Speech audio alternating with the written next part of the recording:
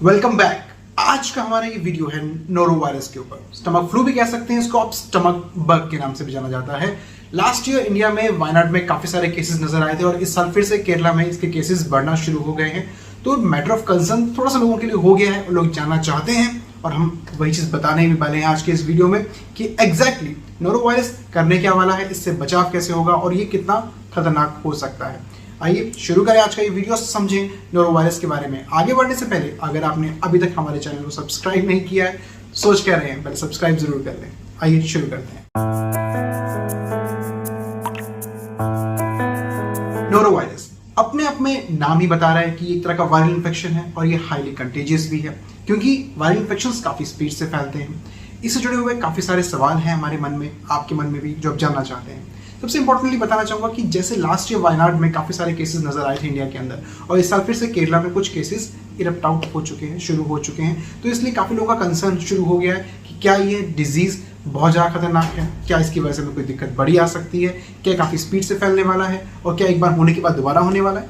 Well, इन सब सवालों को हम आज के इस एपिसोड में, आज के इस वीडियो में हम कवर करने वाले हैं। सबसे इंपॉर्टेंटली अगर हम बात करूं मैं आपसे पहले कि क्या ये एक बार होने के बाद दोबारा हो सकता है, तो centre of disease control USA कहता है कि अगर आपको ये डिजीज एक बार हो गई है और आपकी बॉडी में एंटीबॉडीज बन भी गए हैं, तो भी ये आपको आपके लाइफ स्पैन के अंदर मल्टीपल टाइम्स हो सकता है। तो यानी कि अगर आपको एक बार हो चुका है तो आप ये मत सोचिए कि आपको दोबारा नहीं हो सकता। दूसरी चीज, हम देख रहे हैं कि केसेस काफी सारे बच्चों के अंदर नजर आए हैं, लेकिन इसका मतलब ये नहीं है कि ये केसेस सिर्फ बच्चों तक लिमिटाइज्ड हैं। ये बड़ों को भी इक्वली, यानी कि एडल्ट्स को भी और चिल्ड्रंस को, दोनों को इक्वली इंपैक्ट कर सकता है। ये वायरस दोनों को ही इंपैक्ट करने की अपनी क्षमता रखता है और कंटेजियस दोनों के लिए ही है।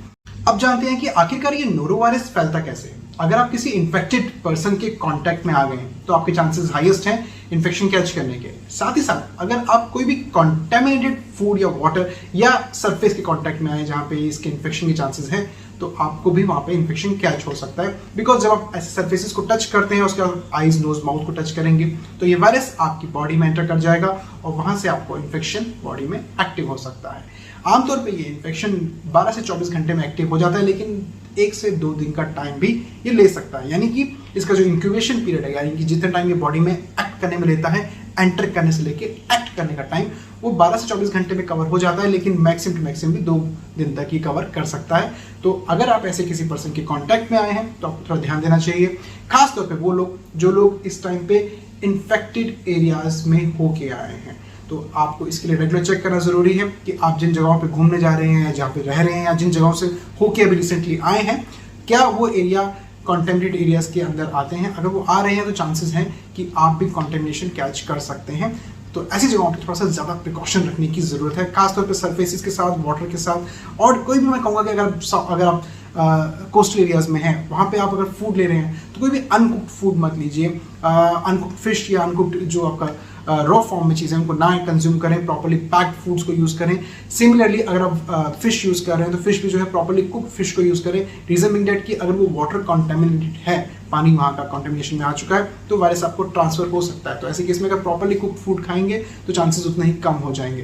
एंड सबसे इंपॉर्टेंट, हाइजीन इशू, हाइजीन को मेंटेन करना बेहद जरूरी। तो ना कि सिर्फ सरफेसेस की बात कर रहे हैं हम, ना कि सिर्फ डिस्टेंसिंग मेंटेन करने की बात कर रहे हैं, यहाँ हम बात कर रहे हैं फ्रिक्वेंटली हैंड वॉश करने के लिए भी। जब भी आप कुछ खाना बनाने जा रहे हैं या खाने लगे हैं, अपने हैंड्स को वॉश जरूर करें। एंड बार बार हैंड्स को आईज, नोज, माउथ पे टच ना करें, बिकॉज चांसेस बहुत हाई रहते हैं इनके थ्रू आपकी बॉडी में ये कॉन्टेमिनेशन एंटर कर सकता है। रिसेंटली इन्फेक्टेड केसेस के अंदर वॉमिटिंग और डायरिया बहुत ही कॉमन सिम्टम देखे जा रहे हैं, लेकिन बेसिकली ये डिजीज या फिर ये वायरस जो है आज से इन्फेक्ट नहीं कर रहा है, बल्कि 1929 से ये जो है इसके एपिसोड्स देखे जा रहे हैं और 1968 में इसका पता भी लगा लिया गया था। यानी कि ये वायरस जो है बहुत पहले डिटेक्ट हो चुका है।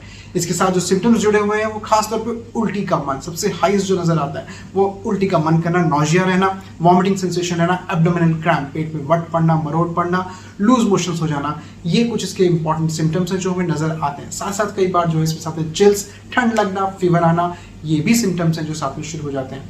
सबसे इंपॉर्टेंटली इसके अंदर जो सबसे मेजर लॉस आपकी बॉडी में शुरू होता है वो होता है वाटर लॉस, यानी कि आपकी बॉडी में डिहाइड्रेशन होना शुरू होता है। ऐसे केसेस में स्ट्रिक्टली रिकमेंडेड है कि वाटर इंटेक को अच्छा रखा जाए, सॉल्ट बैलेंसेस को मेंटेन किया जाए, अपने आप को बार बार रिहाइड्रेट किया जाए ताकि बॉडी में कहीं भी किसी भी तरह से आपका डिहाइड्रेशन ना डेवलप हो, बिकॉज डिहाइड्रेशन की वजह से भी बॉडी में कई तरह के शॉक और डिजीजेस डेवलप हो सकते हैं जो आपके लिए लाइफ थ्रेटनिंग हो सकते हैं अगर इग्नोर रह जाए।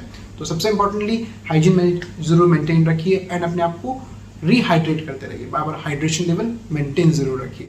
अब जान लेते हैं अगर मान लीजिए किसी को ये इन्फेक्शन हो ही गया तो करना क्या है।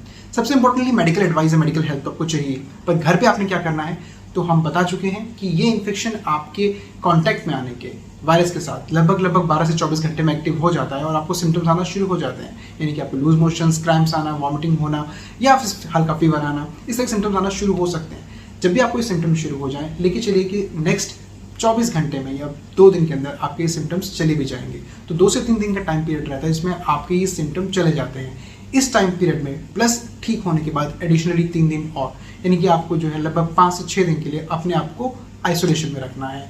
सेकेंडली, फ्रिक्वेंटली हैंड वॉश करना बिल्कुल नहीं भूलना है एंड जो आपके कॉन्टैक्ट सरफेसेस हैं उनको डिसइंफेक्ट करना बिल्कुल नहीं भूलना है।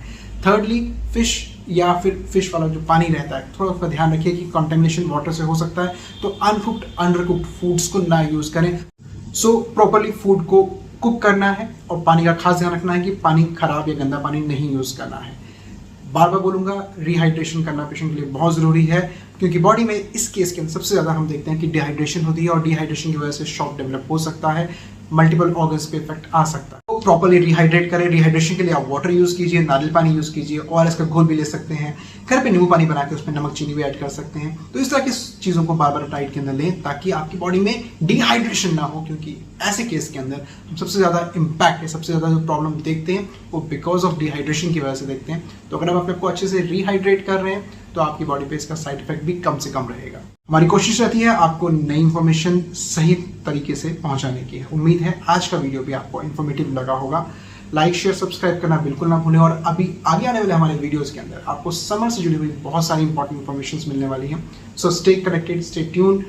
अपने आप को सब्सक्राइब करना ना भूलें अगर सब्सक्राइब नहीं किया अभी तक।